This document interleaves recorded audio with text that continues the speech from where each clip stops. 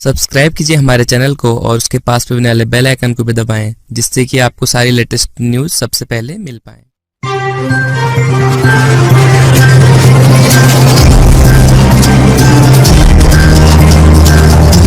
विश्वकर्मा समाज सेवा समिति ने सांसद रामचंद्र जांगड़ा का बहादुरगढ़ पहुंचने पर किया स्वागत।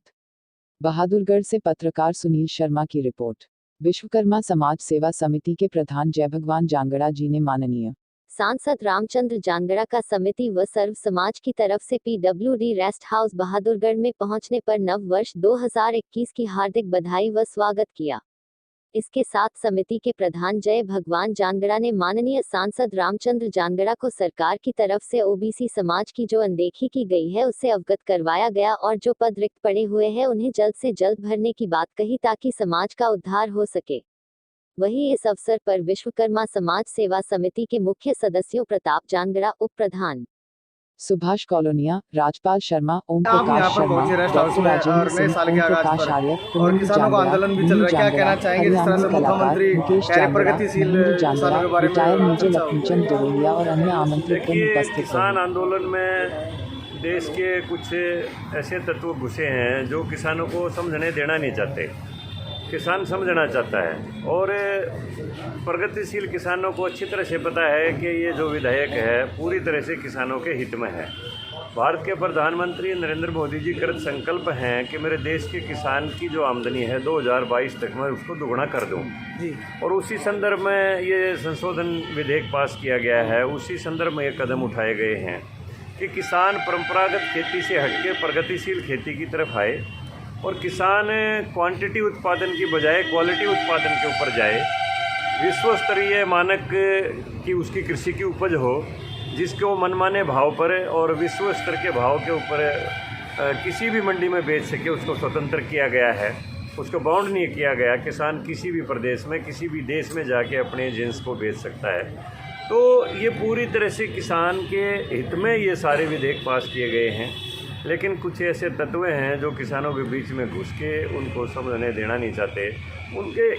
उनके सामने एक ही मकसद है कि वो सोचते हैं कि भोला किसान अब तुम्हारी गिरफ्त में है और यही एक मौका है कि इस मौके ऊपर नरेंद्र मोदी जी की, देश के प्रधानमंत्री की जो इतनी बड़ी छवि हो चुकी है विश्व स्तर के ऊपर, उस छवि के ऊपर दाग लगाया जाए, उनकी इमेज को डाउन किया जाए।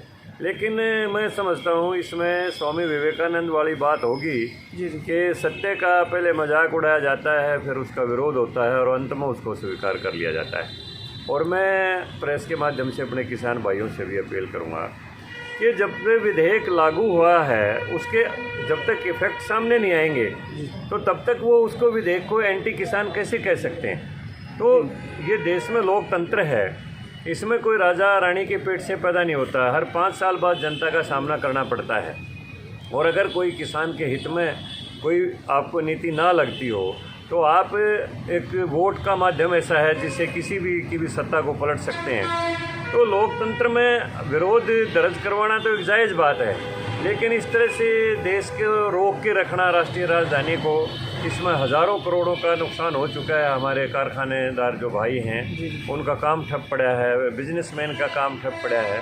तो मैं तो अपने किसान भाइयों से यही अपील करूँगा कि हम एक दूसरे के पूरक हैं, एक दूसरे के सहयोगी हैं और ना किसान का व्यापारी के बगैर काम चलता, ना व्यापारी का किसान के बगैर, ना कर्मचारी का घर के बगैर। हम एक दूसरे के पूरक हैं और आपस में सहयोग करके देश की प्रगति के लिए अपने देश के प्रधानमंत्री का सहयोग करें। जो देश में कल्याणकारी नीतियां सबके लिए लागू करवाना चाहते हैं उसमें सहयोग करते हुए देश के विकास में हम एक साझीदार बने, ना कि उसमें देश के विकास में एक प्रतिरोध बन के खड़े हो जाएं। रमेश जी, वैक्सीन का भी एक ट्रायल शुरू होने वाला है, पूरे देश में वैक्सीन की लगा जाएंगी कोविड-19 में जो वैक्सीन बनाई गई है, तो क्या कहना चाहेंगे इस पर? वैसे पूरे विश्व स्तर के ऊपर कोरोना महामारी की जंग से लड़ने के लिए हमारे जो मेडिकल साइंस के एक्सपर्ट लोग हैं वो लगे हुए हैं और कई जगह वैक्सीन का ट्रायल हुआ भी है और आगे आने वाले समय में और भी विकसित रूप से होगा।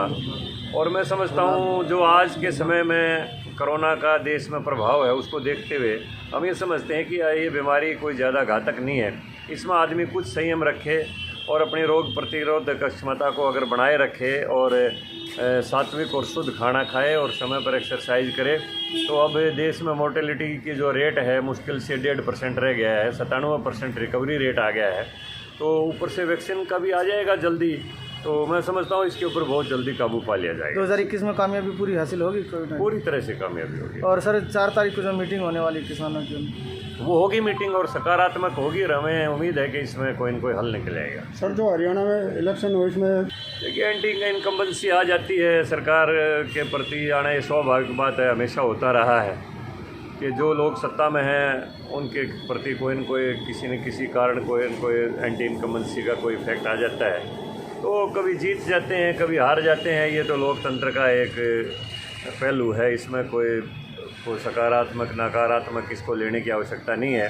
हमने उपचुनाव जीते भी हैं, अब 1-2 हार भी गए तो कोई बात नहीं, आगे फिर जीत जाएंगे। नए साल के अवसर पर क्या कहना चाहेंगे सर? अब नई हम चुनौती यही चाहते हैं कि मेरे प्रदेश का, मेरे देश का हर व्यक्ति आपस में भाईचारा बना के रखे और देश के विकास के लिए कहीं भी बाधक ना बने और आपस में भाईचारा रखते हुए अपने कानूनों को सम्मान दें और किसी भी तरह की देश को जो क्षति हो ऐसा कोई कदम ना उठाएं। देखिए ये एक मैं समझता हूँ कि यही एक ऐसा नारा दे रहे हैं ये जिसमें कोई सच्चाई नहीं है।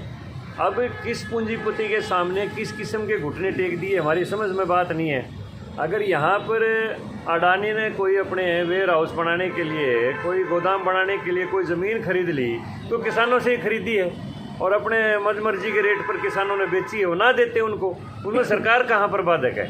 सरकार तो वहाँ पर थी जहाँ पर 25,000 एकड़ का ज़मीन है SEZ के नाम पर हुड्डा ने रिलायंस कंपनी को दे दी, वहाँ पर सरकार का कदम था।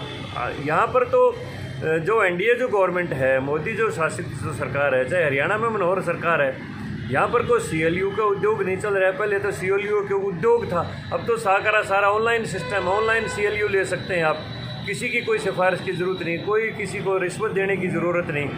इतना पारदर्शी मामला, चाहे नौकरियाँ हों, चाहे ट्रांसफ़र हों, चाहे CLU हो, सारे के सारे भ्रष्टाचार के जो उद्योग चल रहे थे वो बंद कर दिए हैं। अब जिन लोगों के मुंह पर मड़ाई लगी हुई थी वो मड़ाई हट गई, उनको तकलीफ हो रही है, वो तिलमिला रहे हैं, वो किसान को भ्रमित कर रहे हैं। की भी दुखदाई है और किसी भी की भी जान जाना जो है ना अच्छी बात नहीं है। और ख़ास तौर के ऊपर ऐसे आंदोलन में रोर में जो जाने जाती हैं, देखो वैसे तो मौत और ज़िंदगी परमात्मा के हाथ में है। घर में भी आदमी मरते हैं, बीमार होकर भी मरते हैं, सेना पर भी में भी शहीद होते हैं, एक्सीडेंट में भी मर जाते हैं।